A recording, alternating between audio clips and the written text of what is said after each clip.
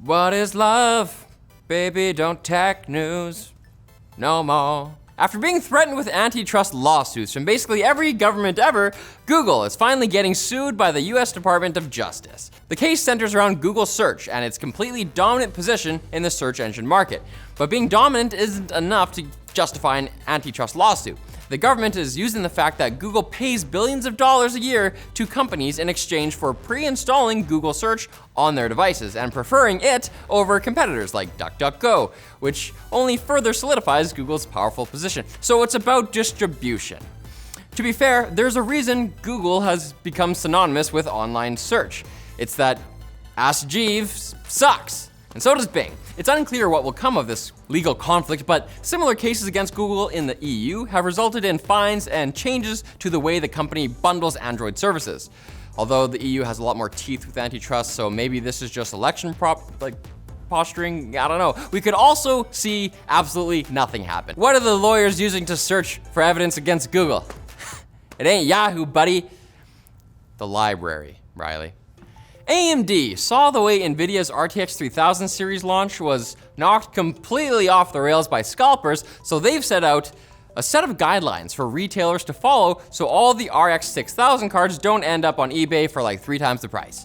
These recommendations include using real-time bot detection, purchase limits, queue-based reservations, and more. And if you're like, these cards aren't even gonna be good, James, ya numpty, well, I resent that. And you might be so wrong, because leaks are pointing to at least one card in the lineup being able to achieve 2.5 gigahertz boost clock.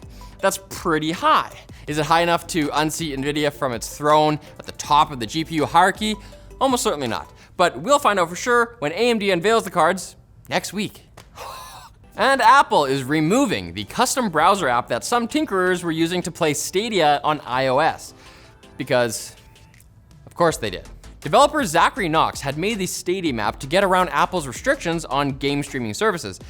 But the charge that Apple is levying against the app isn't even related to that. Stadia is being taken down because it breaks Apple's guidelines for connecting Bluetooth controllers.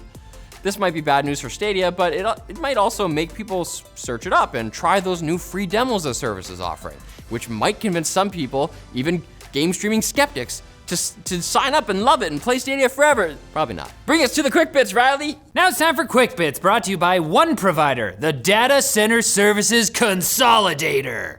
Their OneCloud service makes it easy to roll out your personal blog, database, or storage instance in any of its 39 locations in just a few clicks. And they've got all your other web hosting needs covered as well, no matter the budget or project type, with dedicated servers in 140 locations. Once you've set up, you can manage all your servers, dedicated and virtual, in a single place with a one-panel dashboard. So, click the link in the description below to deploy today.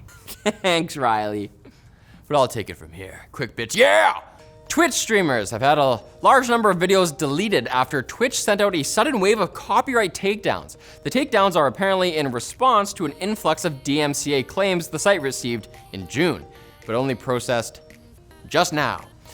Doesn't really explain why they had to delete the videos first and send copyright notices second. Hey, but this is Twitch. There's no time to discuss. We're live. Speaking of Twitch, the platform got a bit of a boost yesterday when US Congresswoman Alexandria Ocasio-Cortez streamed Among Us with some popular creators. The stream reached 439,000 viewers at its peak. Granted, there were probably a few people watching just to see AOC's avatar ejected into space. But regardless, having a sitting US representative play the meme game of the year will fit perfectly into the 2020 chapter of future history textbooks, if there are textbooks, after everything gets burned.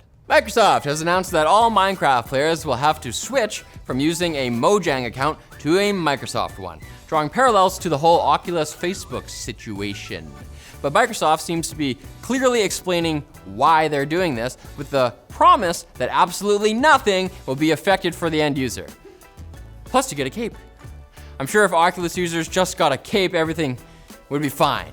They weren't promised anything.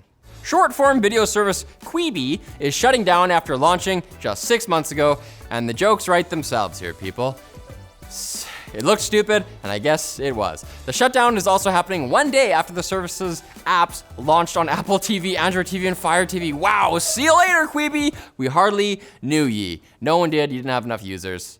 Wow. And it's time for our wacky tech moment of the day, brought to you by these weird wrist-mounted controllers, which provide haptic feedback in VR by having a little motorized ball extend from your forearm.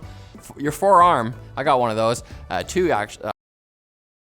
Little motorized ball extend from your forearm up to your hand when you grab something in-game.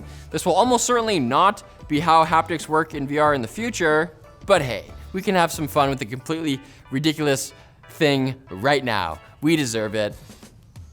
2021 is gonna suck too. And you deserve a video that doesn't overstay its welcome. So come back on Friday for more tech